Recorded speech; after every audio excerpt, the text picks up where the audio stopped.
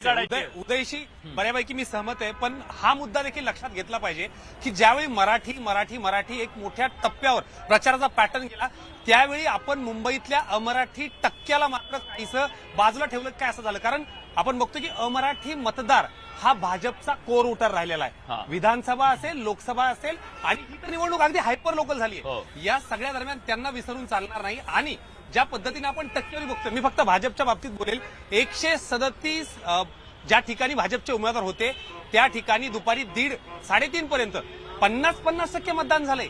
हा आकडा कधी नव्हता आधी. म्हणजे शिंदेच्या शिवसेनेच्या ठिकाणी नाही झालं. नाही, तिथे देखील मतदान झालंय, पण ज्या मराठी टप्प्याबद्दल हे बोलतायत, ज्या मराठी भागात त्वेषानं मतदान झालं, याच मराठीला कुठंतरी इन्सिक्युरिटी मधून मला विलास एक थोडंसं मागे होऊन जायचंय. विधानसभेच्या बाबतीत ज्यावेळी मराठा हे सगळं सेंट्रिक राजकारण राज्यात पसरलं, त्यावेळी राज्यभरातला ओबीसी एकवटला होता आणि मराठ्यांच्या विरोधात एकवटला होता. हेच पॅरामीटरला तुम्ही मराठी विरुद्ध अमराठीला लावलं तर मुंबईतल्या 15 ते 18% अमराठी मतदाराला इग्नोर करून चालणार नाही. ध्रुवीकरण झालं म्हणतं तुम्ही, दोन्ही बाजूला ध्रुवीकरण झालं, पोलरायझेशनची निवडणूक. ध्रुवीकरण हे दोन भागांमध्ये, जसं मुंबई दोन भागांमध्ये डिवाइड झाली आहे, साऊथ बॉम्बे आणि उपनगर. प्रत्येक उपनगरामध्ये प्रत्येक पक्षाचा अजेंडा हा वेगळा होता. भाजपनं उपनगरावरती खूप लक्ष. पण एका गोष्टीवर चर्चा करायची आपल्याला, त्यांनी शिंदेच्या शिवसेनेला इतकी जर मतं, इतक्या जागा दिल्या असतील म्हणजे ते सत्तेत पोहोचवण्यापर्यंत, तर मग त्याचं विश्लेषण त्यांना करावं लागेल. जर मराठी मतदार ठाकरेंच्या बाजूने होता तर तेवढी मतं का. पण मी दुसरी चिठ्ठी काढणार आहे. दुसरी चिठ्ठी ही काढणं एवढ्यासाठी आवश्यक आहे, एकावर थांबून चालणार नाही. दुसरा आकडा महाराष्ट्राच्या समोर आम्ही ठेवतोय. आमच्या प्रतिनिधींनी आज दिवसभर मुंबईमधल्या विविध भागांमध्ये जाऊन, तिथल्या पोलिंग बूथवर जाऊन लोकांशी बोलून त्याच्याबद्दलचा एक आपला अंदाज नोंदवलेला आहे. तो अंदाज आम्ही तुमच्या समोर ठेवतोय आणि यानंतर पुढचा अंदाज, आणि त्याला डिफेंड करायला ते स्वतः इथे उभे आहेत. उदय जाधव आपले आहेत. उदय जाधव यांचा मत थोडंसं वेगळं, चक्रावून टाकणारं याचं आहे. भाजपसाठी मात्र त्यांच्यासाठी काही फार गुड न्यूज नाहीये. भाजपला ते 48 जागा देत आहेत, शिंदेच्या शिवसेनेला ते 59 जागा देत आहेत. म्हणजे शिंदेची शिवसेना जरी 90 जागांपर्यंत लढली असेल तर त्यांनी भाजपला ओव्हरटेक केलंय असं त्यांचं म्हणणं आहे.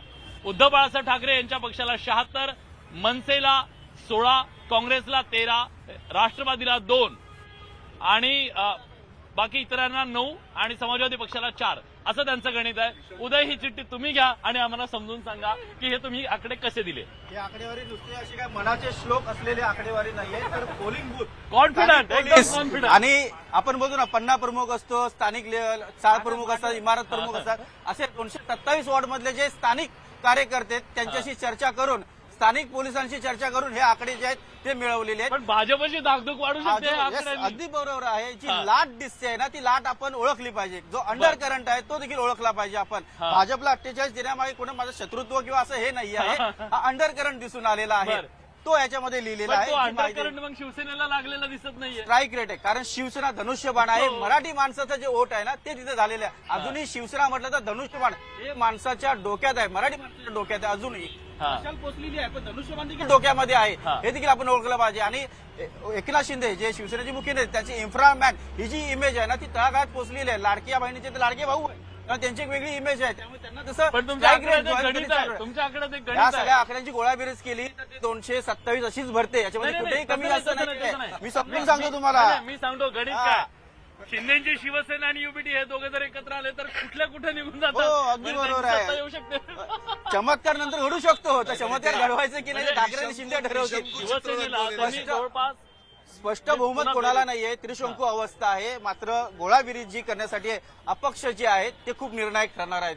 जर विलास सर्वांच्या जर चिठ्ठ्या दाखवल्या तर मला असं वाटतं की आणखी वेगाने आपण चर्चा पुढे नेऊ शकतो. प्रत्येकाचा आकडा जर आपण याच्यामध्ये करून सांगितलं, जरा पुन्हा एकदा संजीवनी मिळालेली आहे. युतीमुळे मनसेला 16 जागा ज्या आहेत त्या मिळतात आणि मनसेला कुठल्या जागा मिळतात त्या जागावार संपूर्ण विश्लेषण जे केलं गेलेलं आहे पूर्णपणे. मनसेचं कमबॅक झालेलं आहे. 2 आकडी जागा मनसेला मिळालेल्या आहेत. तुमची चिठ्ठी द्या. Yes, thank you. पुढची चिठ्ठी आता पटापट आपण सगळ्यांच्या चिठ्ठ्या त्यांच्याच हातात लावल्या. सुष्मिताचा अंदाज आहे. सुष्मिता काँग्रेस कव्हर करते आणि तिने सुद्धा दिवसभर मुंबईमध्ये फिरून हा आकडा आणलेला आहे आणि तिच्या आकड्यानुसार भाजपला 65 ते 75 जागा मिळत आहेत असा तिचा अंदाज आहे. शिंदेच्या शिवसेनेला 25 ते 35 जागा मिळत आहेत असा तिचा अंदाज आहे. पण उद्धव बाळासाहेब ठाकरे यांच्या पक्षाला मात्र तिने भरघोस जागा दिलेल्या आहेत. 85 ते 95 जागा तिने उद्धव बाळासाहेब ठाकरे यांच्या पक्षाला दिल्यात. मनसेला तिने 15 ते 17 जागा दिलेल्या आहेत आणि अशा काँग्रेसला 20 ते 25 अशा प्रकारे तिने महाविकास आघाडीचं सरकार मुंबई महानगरपालिकेत बसेल असा अंदाज तिने दर्शवलेला आहे. मला सांग हे आकडे डिफेंड कर, सांग का हवे तुला हे आकडे कसे येतील? मुळात ठाकरेंची लाट आहे का तर आहे. ठाकरेंच्या लाटेसोबत सगळ्यात जास्त फायदा आणि नवसंजीवनी मिळणार आहे ती मनसेला मिळणार आहे. मागच्या निवडणुकीतला अनुभव बघता करिश्मा चालणार राज ठाकरेंचा 100%. राज ठाकरेंना बीट करणारा चेहरा कोणत्याही राजकीय पक्षाकडे नाही. ते पॉलिटिकल इन्फ्लुएन्सर आहेत, ते चांगले वक्ते आणि मुळात या निवडणुकीमध्ये जेनझीची मतं ही खूप महत्वाची आहे. माझ्या आकडेवारीमध्ये जो जेनझी मतदार आहे त्याला मी प्रतिनिधित्व करताना म्हणते, ज्या मतदारांना अमित ठाकरे आवडलेत, आदित्य ठाकरे आवडलेत, त्यांची मतं ही 100% शिवसेनेच्या पारड्यात आहेत, मनसेच्या पारड्यात आहेत. नवा चेहरा नवा बदल सगळ्यांनाच हवाय. परंतु एक मतदारांचा गट असाही आहे जो अजूनही ठरल्याप्रमाणे आपला हाताचा पंजा दिसला की बटन दाबायचं. याकरता काँग्रेसनं जे त्यांचे गड राखून ठेवलेत, काही मोजक्या चेहऱ्यांचे मोजके गट ज्यांना अजूनही धक्का बसवणं भाजपला शक्य झालेलं नाही, अशा सगळ्या ठिकाणी माझ्या मते 20 ते 25 ठिकाणी काँग्रेस असणार आहे, 15 ते 17 ठिकाणी मनसे असणार आहे. आणि मनसेचे हे चेहरे सर्वसामान्यांना राड्यातनं भेटलेले आहेत, सर्वसामान्यांना मराठीच्या मुद्द्यातनं भेटलेत आणि सगळ्यात महत्वाचं म्हणजे भाजपचा प्रचार हा दक्षिण मुंबईमध्ये कधीच नव्हता.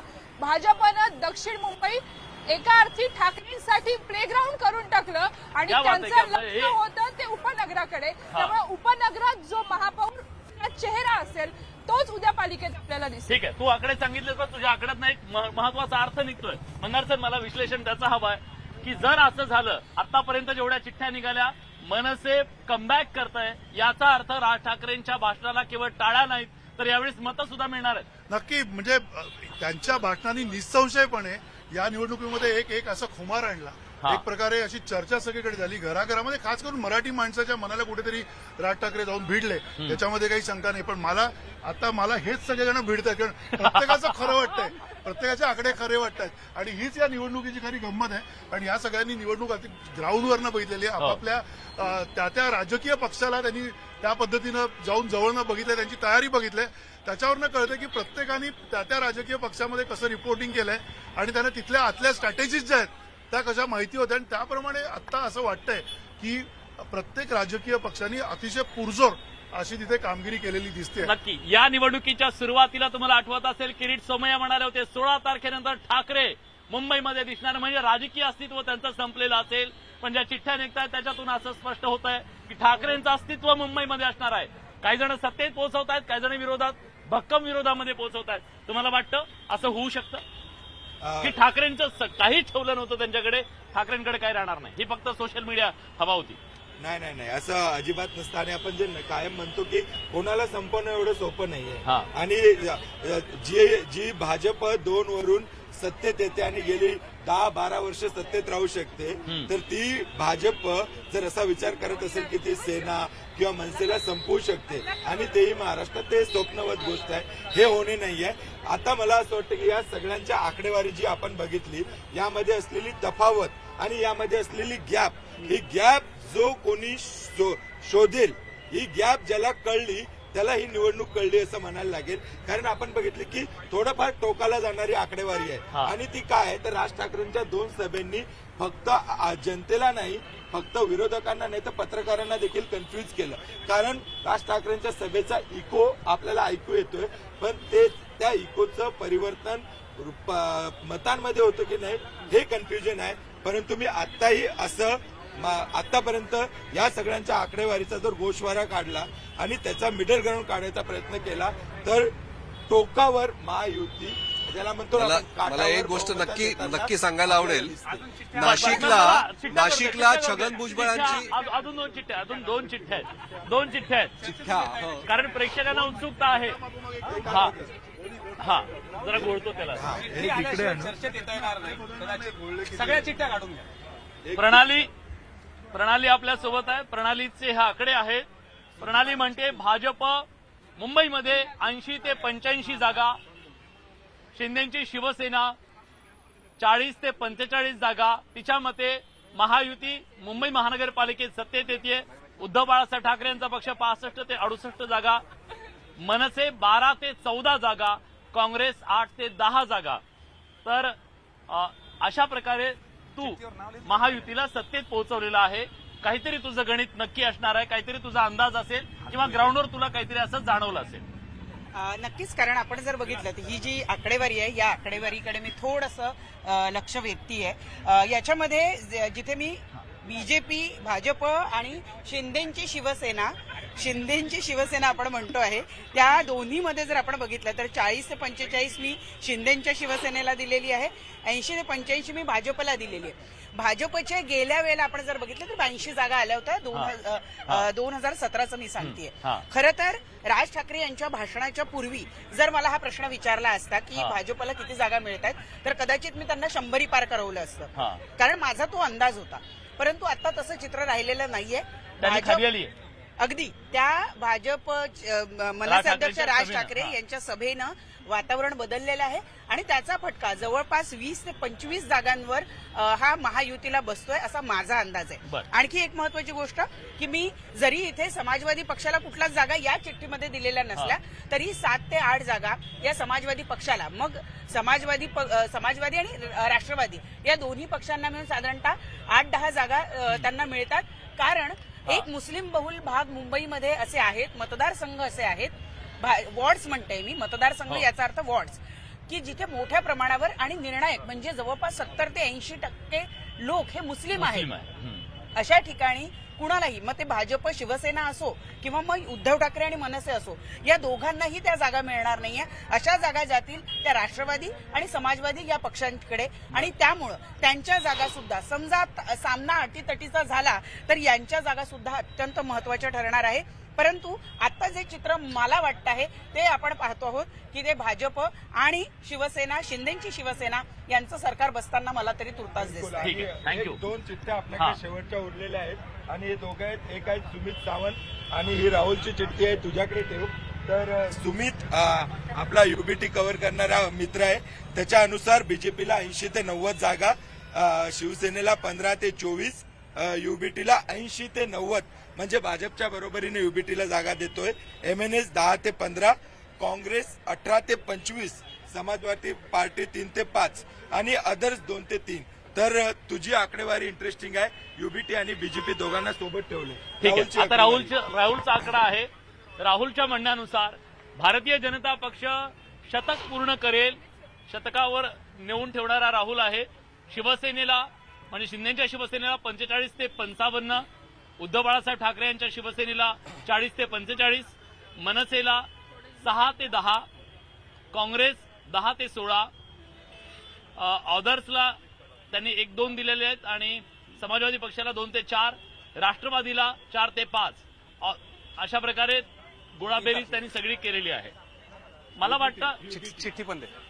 युबीटी सुरुवात करायला पाहिजे. कारण मी काल आपला इथंच कार्यक्रम झाला आणि त्या कार्यक्रमामध्ये मुद्दे आपले होते आणि ते कुठेतरी दिसले, पण आजच्या निवडणुकीत किंवा मतदानामध्ये थोडंसं गणित बदलल्याचं चित्र मला तरी दिसतं. कसं ते पण मी सांगतो. आधी माझ्या 2 सहकाऱ्यांनी जे मुद्दे मगाशी सांगितले त्याशी थोडं मी सहमत होतोय आता दोघांशीही. काय झालंय, युबीटी शिवसेना उद्धव बाळासाहेब ठाकरे पक्षानं जोर लावला आणि तो जोर तसाच दिसतोय जसा भाजपचा दिसतोय. कारण काय तर सभेला गर्दी होती, ठाकरेंच्या सभेला मोठी गर्दी होती, भाजपच्या गर्दी नव्हती. पण भाजपकडे जो वळणारा क्लास आहे, जरा एलिट क्लास आपण म्हणतो किंवा उच्चभ्रू वस्ती, ही सभेत येत नाही, ती मतदानातून व्यक्त होते आणि ती अव्यक्त आहे. ती अशी व्यक्त होत नाही सभेमधून येताना. बूथ प्लॅनिंग ते तिथे दिसलं. पण ठाकरेंच्या शिवसेनेचे पण मी यासाठीच तेवढा दाखवल्या कारण त्यांचे 42% मराठी मतदार तेवढेच त्यांनी ठेवले नाहीत.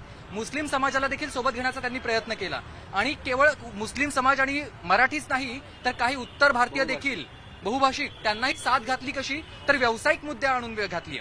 म्हणजे सगळ्यांचा आम्ही फायदा करतोय. आम्ही हिंदू आहोत, आधी मूळ मराठी आहोत, आम्ही अस्मिता आमची जपतोय ना. तुम्ही तुमच्या देशात तुमच्या राज्यात जाता तिथे तुम्ही तुमची राज्यातली अस्मिता वापरता, तशी आमची इथे आहे. आमचा तुम्हाला विरोध नाहीये, पण तुम्ही आमचं शिका, हे त्यांनी ठासून सांगितलं. त्यामुळे त्यांना सारख्या सारख्या जागा मी देतोय. आता शिंदेच्या शिवसेनेच्या बाबतीत काय झालं, इथले यांचेच सगळे उमेदवार तिकडे गेले किंवा ते एकच पक्ष तो कुठला होता, पण शिंदेच्या शिवसेनेकडे तेवढे उमेदवार जरी वळले असले तरी केडर हल्लेला नाहीये. मूळ शिवसैनिक तो पुढे आला. किती जागा किती जागा दिल्या? मी 15 ते 24 जागा म्हणतोय.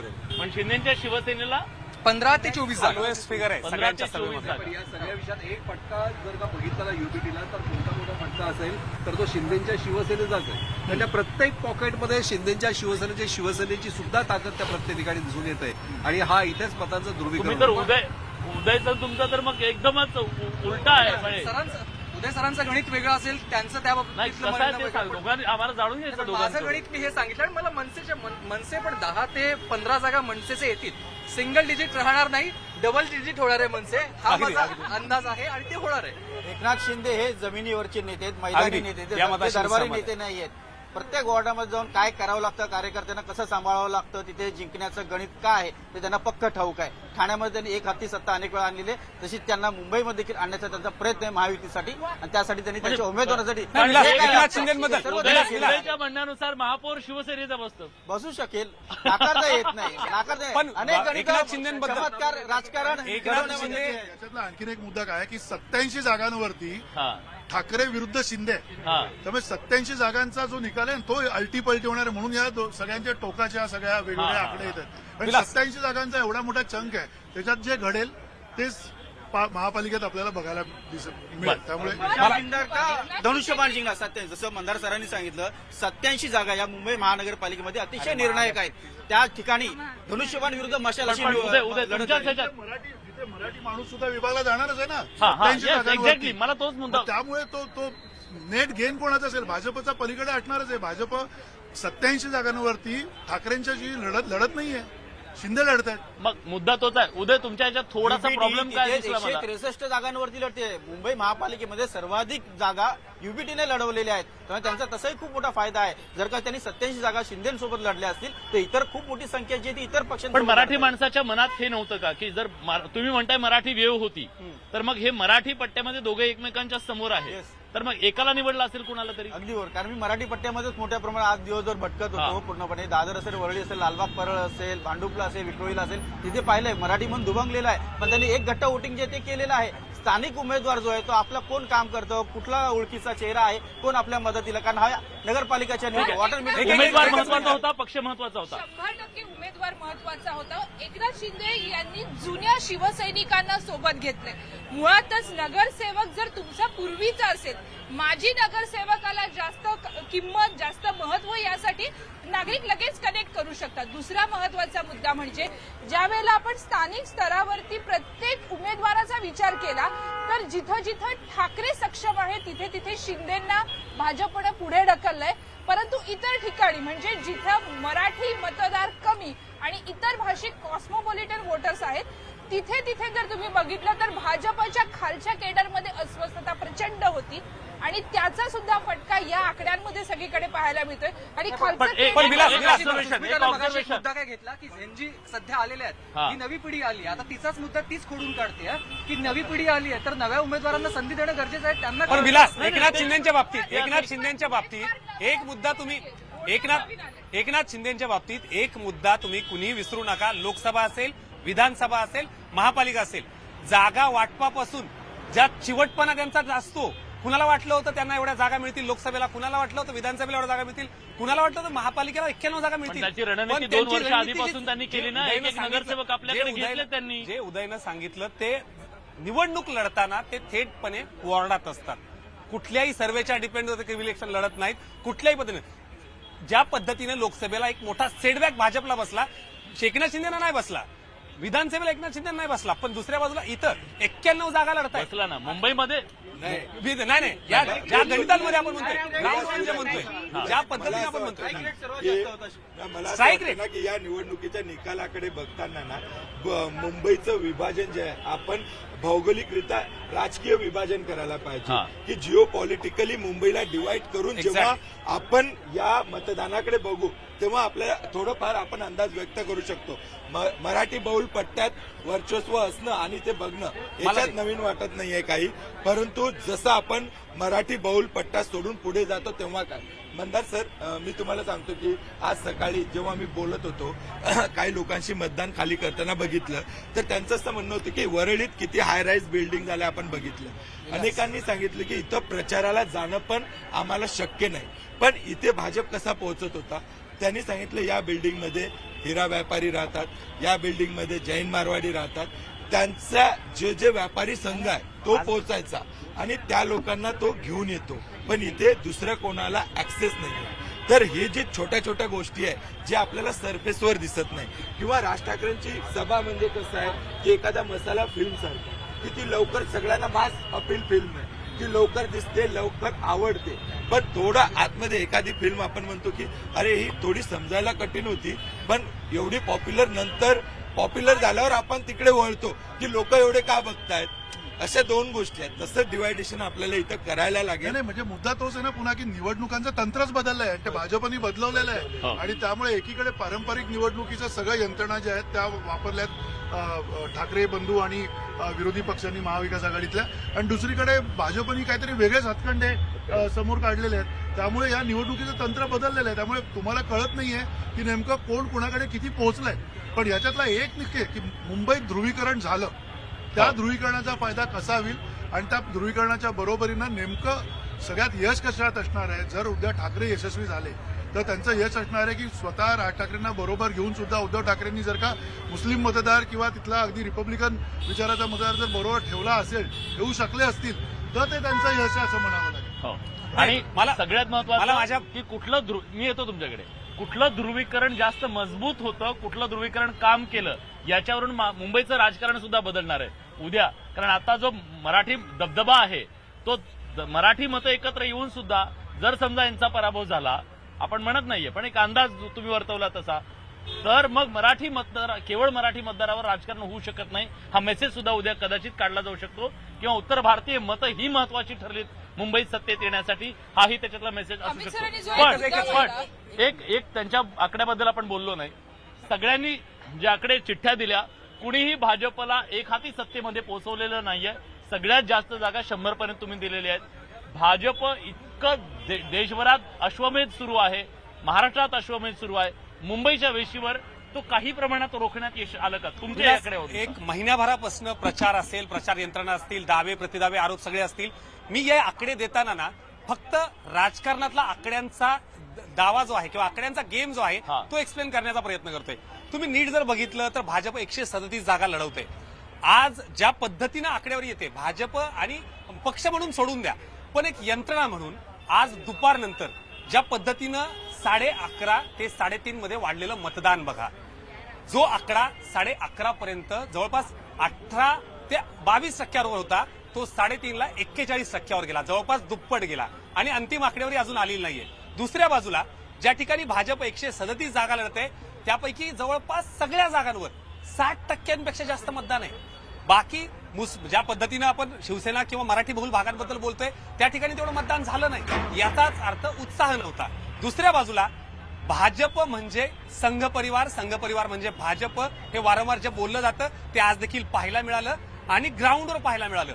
जसं की आपण मागच्या 4-5 दिवसांत म्हणत होतो की गुजराती, मारवाडी, जैन, अमराठी जो या मराठीच्या ह्याच्यामध्ये लपला गेला आणि आकड्यांमधून त्याला कुठेतरी बाजूला गेलं. 18 ते 20% मतदार आहे हा, आणि अनेक पॉकेट्समध्ये 5-5 दिवसाचा लॉंग विकेट असताना देखील गुजराती बांधव अहमदाबादला गुजरातला सणासाठी गेला नाही. हे संघाचं यश म्हणावं लागेल, हे भाजपच्या यंत्रणेचं यश म्हणावं लागेल.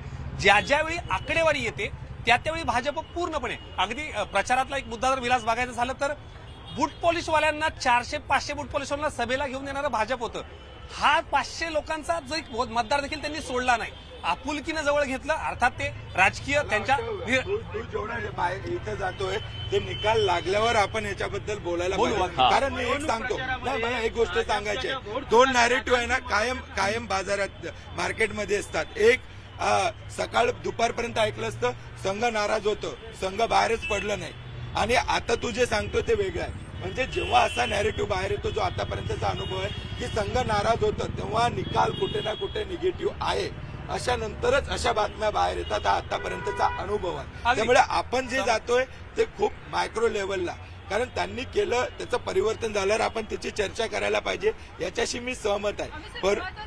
मुंबई महानगरची प्लॅनिंग, मुंबई महानगरपालिकेवरती महापौर बसवण्याची प्लॅनिंग ही भाजपनं 2 वर्षापूर्वीच सुरू खूप केली. आधीपासून सुरू केलं होतं हे ज्या सगळं. मुंबईला 2 पालकमंत्री मिळाले त्या क्षणापासून अगदी ग्रासरूट लेवलला मग RSS असेल, व्यापारी आणि असतील, याला या सगळ्यांना याला लागून हे- याला लागून हे- निवडणुका आल्यानंतर आता बाकीच्या भाजपबद्दल हे पक्षांना नवीन नाहीये. भाजप आहे ना 2029ची तयारी आजपासून सुरू अगदी. केली. हे काय नवीन गोष्टी नाही, हे ऐकायला मिळेल. 2047 म्हणजे 2002 आता येणारी महानगरपालिका नाही तर खरं तर त्यांनी 2017लाच, कारण आपण एक गोष्ट विसरतोय की 2017ला जे मतदारसंघ ज्या पद्धतीनं तयार करण्यात आलेले होते, वॉर्ड ज्यांची प्रभाग रचना जी बदलण्यात आली होती तशीच्या तशी प्रभाग रचना ठेवण्यात आली होती.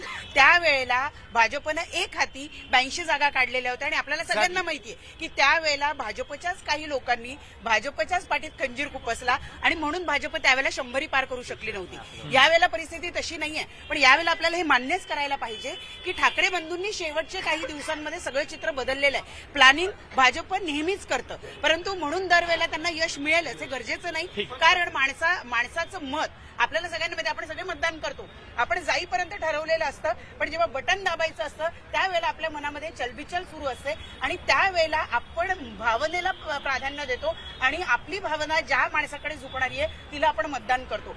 याच भावनिक साधेला प्रतिसाद आज मुंबईतल्या जनतेने दिलेला असं मी म्हणेन. आणखी एक महत्वाचा मुद्दा की सातत्यानं आपण भाजपच्या प्लॅनिंग बद्दल बोलतोय, पण आपण कालच्या जेव्हा कार्यक्रम केला त्याही वेळेला हे सांगितलं की प्रचाराची स्ट्रॅटेजी काय असेल ही भाजपनं शिंदेच्या शिवसेनेनं आधीपासून आखलेली होती, पण ती प्रत्येक टप्प्यावर ठाकरे बंधूंनी मोडीत काढली. अगदी इथपासून अगदी की सहमत 2 भाऊ नुसतं समोर तर बसू द्या, त्यांच्यात भांडणं सुरू होतील, ते झालं नाही.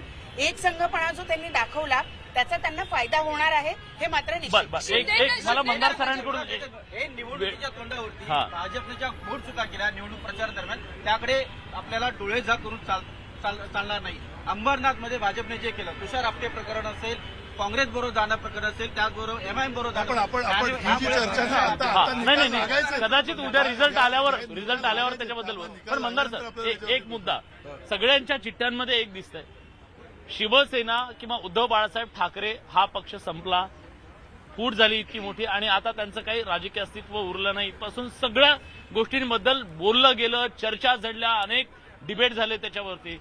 पण या निवडणुकीमध्ये त्यांचं जे यश आता ह्या सगळ्या अंदाजात दिसतंय, वेगवेगळ्या एक्झिट पोलमध्ये दिसतंय, याचा अर्थ दे आर सर्व्हाइव्ह सांगता येत नाही मला. तर मी तर अजूनही म्हणायचं की उद्या ज्यावेळेला आकडे दिसतील त्यावेळेला काय ते खरं. कारण ही निवडणूक ज्या पद्धतीनं लढली गेली, ज्या पद्धतीनं या निवडणुकीमध्ये वेगवेगळे हतखंडे प्रत्येक पक्षांनी हे केलेले आहेत. सगळेजण भाजपचा एक प्रकारची रणनीती सांगतायत तुमच्यापैकी सगळेजण, पण त्याचबरोबर शिवसेना उद्धव बाळासाहेब ठाकरे यांची सुद्धा एक काहीतरी रणनीती होती.